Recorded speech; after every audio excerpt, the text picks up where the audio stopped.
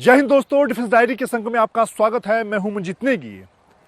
इस अंक में बात एक बार फिर एक और अशोक चक्र विजेता की, लेकिन उससे पहले इस वक्त रूस और यूक्रेन में जो युद्ध छिड़ा हुआ है उसकी बात करते हैं। युद्ध को 15 दिन से ज्यादा का वक्त हो चुका है, लेकिन अभी तक रूसी सेनाएं यूक्रेन की राजधानी कीव पर पूरी तरह से कब्जा नहीं कर पाई हैं।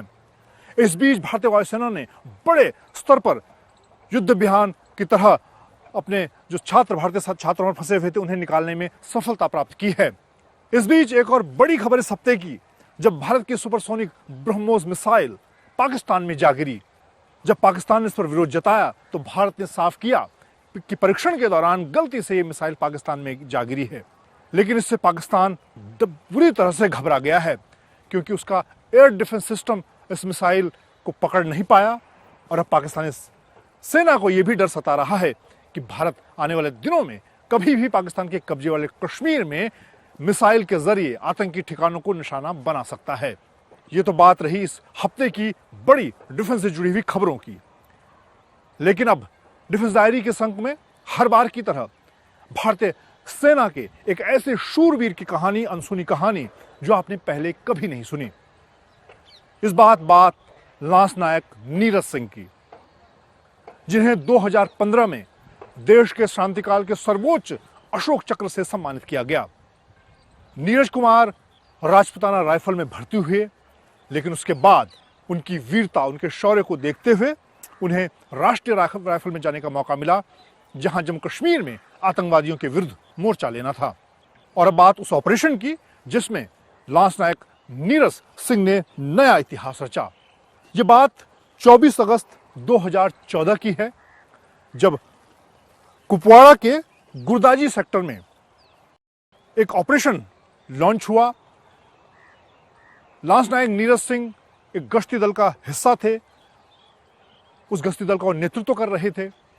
शाम के वक्त ये ऑपरेशन शुरू हुआ। इलाके को कॉर्डन किया गया, जिस इलाके में आतंकी घात लगाकर बैठे हुए थे। धीरे धीरे नीरज सिंह अपनी टीम के साथ आगे बढ़ रहे थे, सावधानी के साथ, जो उनकी ट्रेनिंग का हिस्सा है। और क्योंकि राष्ट्रीय राइफल जम्मू कश्मीर में पिछले कई सालों से इस तरह के आतंकवाद विरोधी ऑपरेशन का हिस्सा रही है, राष्ट्रीय राइफल ने बड़ी कामयाबी के साथ जम्मू कश्मीर में आतंकवादियों के हौसलों को पस्त किया है, सैकड़ों आतंकियों को मौत की घाट उतारा है।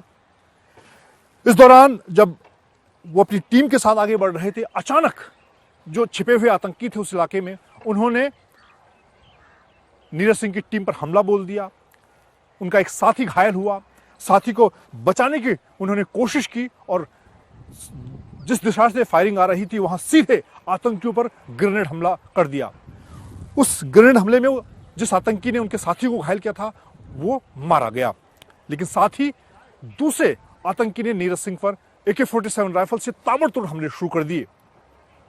नीरज सिंह को सीधे सामने से गोली लगी, लेकिन उसके बावजूद वो गोली लगने से वो गिर पड़े, लेकिन उसके बावजूद उन्होंने हिम्मत नहीं हारी। वो बिना हथियार के उस आतंकी पर टूट पड़े जो गोलाबारी कर रहा था।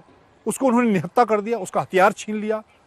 और उसके बाद गुत्थम गुत्था की लड़ाई, जो सेना में आमने सामने की लड़ाई होती है, जब सैनिक अपना शारीरिक पराक्रम दिखाता है और दुश्मन को मौत के घाट उतारता है, उसी कड़ी में उन्होंने गुत्थम गुत्था की लड़ाई में उस दूसरे आतंकी को भी मार गिराया।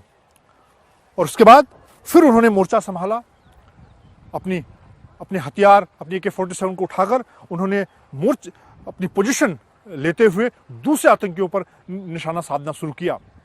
उनके बाकी साथियों ने कहा कि अब आप बुरी तरह से घायल हैं, आपको यहां से निकालने की जरूरत है। उन्होंने कहा नहीं, जब तक ये ऑपरेशन खत्म नहीं होता, सभी बाकी आतंकियों को वो मार गिराते नहीं हैं, तब तक वो यहां से नहीं हटेंगे। उन्होंने अपने घायल साथी को पीछे किया और वो लगातार आतंकियों पर ताबड़तोड़ अपनी AK-47 से फायरिंग करते रहे। और इस दौरान इस ऑपरेशन को उन्होंने पूरी तरह से खत्म किया। 4 आतंकी मारे गए, बाकी आतंकी अंधेरे का फायदा उठाकर चले गए, लेकिन एक सफल ऑपरेशन रहा। अपने साथियों की उन्होंने रक्षा की।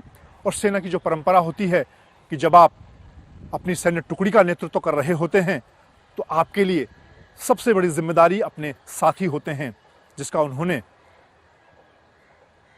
पालन किया और देश की रक्षा के लिए उन्होंने इन खूंखार आतंकियों को मौत के घाट उतारा। और आखिरकार, क्योंकि लांस नायक नीरज सिंह को सीधे छाती पर गोली लगी थी, कुछ घंटों के बाद उन्होंने अपने प्राण न्यौछावर किए देश पर। उनके सर्वोच्च बलिदान के लिए सैन्य परंपरा के तहत भारतीय सेना ने उन्हें अशोक चक्र से सम्मानित किया गया। और इस तरह से नीरज सिंह ने साल 2014 में राष्ट्रीय राइफल के लिए, भारतीय सेना के लिए एक नया इतिहास लिखा। 26 जनवरी 2015 को उनकी पत्नी को राष्ट्रपति ने इसी राजपथ पर अशोक चक्र से सम्मानित किया।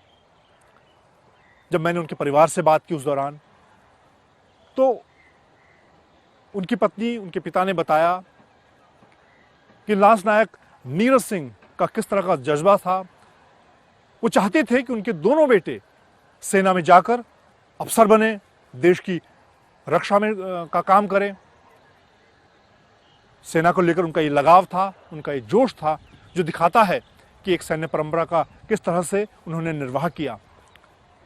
और सिपाही के पद भर्ती होते हुए लांस नायक के पद पर वो पहुंचे और एक छोटे कार्यकाल में उन्होंने एक बड़ा कारनामा कर दिखाया।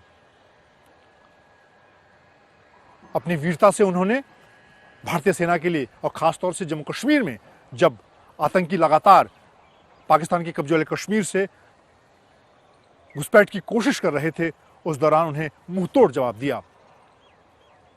मेरी कोशिश है कि डिफेंस डायरी के जरिए आपको भारतीय सेनाओं के, तीनों सेनाओं के ऐसे शूरवीर सैनिकों की कहानी बताना, जिनकी ज्यादा चर्चा नहीं हुई, जिनके बारे में आपने ज्यादा सुना या देखा नहीं, उनकी अनसुनी कहानी आप तक पहुंचाने की कोशिश है।